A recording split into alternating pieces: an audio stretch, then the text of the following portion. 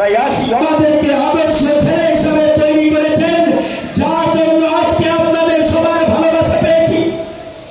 আদর্শ ভুলবেন না, সেই ইতিহাসকে স্মরণ করুন।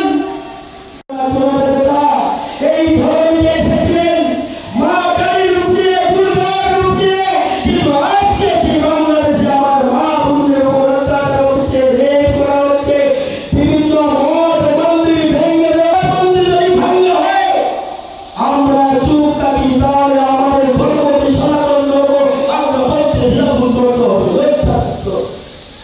একটা কথা আছে, ধর্ম রক্ষতি রক্ষণ, ধর্মকে রক্ষা করবে, ধর্মটাকে রক্ষা করবে, নাহলে কোনো উপায় নেই।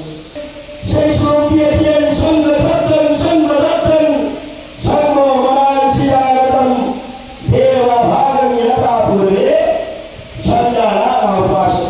সেই বাণী কেন আমরা অনুসরণ করছি না? মনে রাখুন, ভারতবর্ষে বসবাস করছি আমরা। এই সেই কাশ্মীরে ছিল, আমাদের হয়েছিল, বিভিন্ন জায়গায় ফেলে ছিল ও, কিন্তু সেই কাশ্মীর ছেড়ে চলে যান, যা আছে বোন আছে মেয়ে আছে সবাইকে ছেড়ে চলে যান। আর কাশ্মীরে পণ্ডিতরা ভাবছিল বাহ, এটা হয়তো একজন দিয়েছে, একজনের করে হয়তো মজাক করেছে।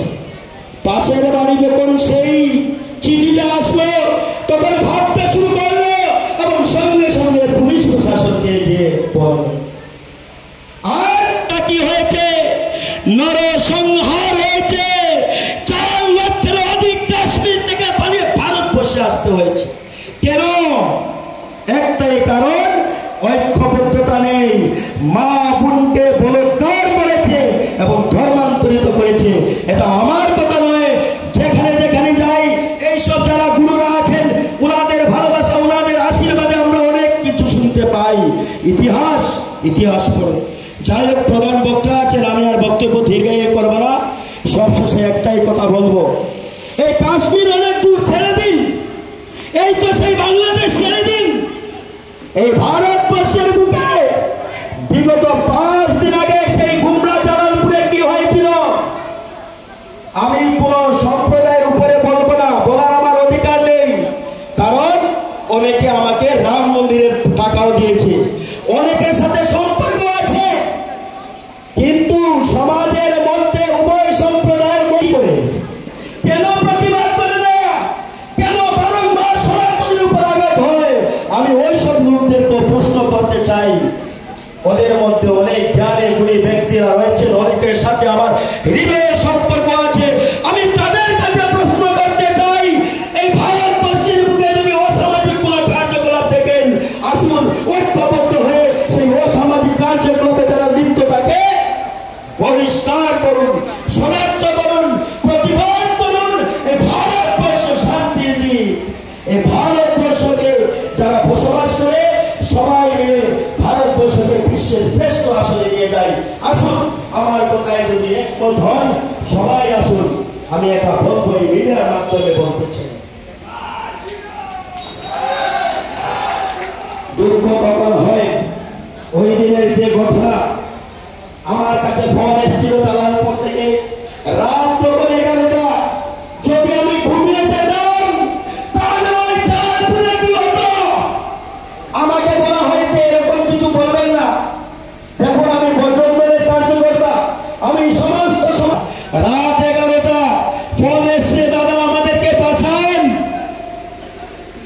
আমি সঙ্গে সঙ্গে কাছাড়ের এসপি মহোদয়কে ফোন করেছি। হয়তো আজকের দিনে এখানে উপস্থিত নেই, নাম নিশ্চয় শুনেছেন, শিলচরে বাঘের বাচ্চা বলে যাকে চিনি, মিঠুন নাথ, ওনাকে ফোন করেছি, উনিও এসপি স্যারকে ফোন করেছেন। সঙ্গে সঙ্গে পুলিশ ফোর্স ওই জায়গাতে গিয়েছে। এসপি স্যার স্বয়ং ওই জায়গাতে 12:30টার ভিতরে গেছেন। তখন দেখা যায় 2000 থেকে 2500 একটাই মন্ত্র উচ্চারণ, নারায়ে তাকবীর, আল্লাহু আকবার। হে ভগবান, আমরা কোন দেশে বসবাস করছি, বাংলাদেশে না পাকিস্তানে? তাই আমি মুসলমান সম্প্রদায়ের মধ্যে যারা বিশিষ্ট লোকেরা আছেন তাদের কাছে করজোড়ে অনুরোধ, এই ভারতবর্ষে যারা বসবাস করে সবাই ভারতবর্ষে থাকার অধিকার আছে। যারা অন্যায় করে তাদের বিরুদ্ধে গর্জে ওঠেন। এইসব সংখ্যক হাতে গোনা দুই একজন যদি এরকম কার্যকলাপ করে তাদেরকে কিভাবে আইনের হাতে তুলে দিতে পারি তার জন্য আমাদের সবাইকে কাজ করতে হবে। মনে রাখবেন বন্ধুগণ, মায়েরাদেরকে বলছি, এই তো কিছুদিন আগে